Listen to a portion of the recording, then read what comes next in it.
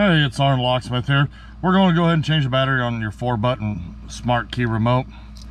This task here, you're going to need a flat tip screwdriver, and you're going to need a new battery, which is CR2032.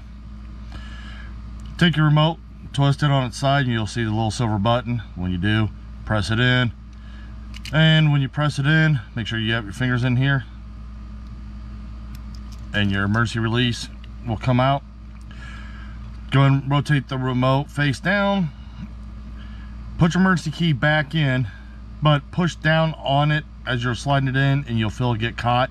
When you do, go ahead and rotate your key, and there you go. You just use it to open your remote. And when you open the remote, you notice that everything's sitting right here. That's your back of side of your circuit board. Here's your battery. This is your 2032 battery. Take the screwdriver under the battery and just slightly lift it up, and we'll turn around, simulate we're putting the new battery in, which these are new batteries we already have in our remotes.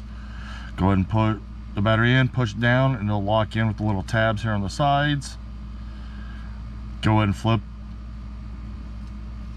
your battery holder back, put your remote back together, and then slowly pick it up, and you notice how it wants to line up, and just start slowly squeezing it, and you will hear it snap together.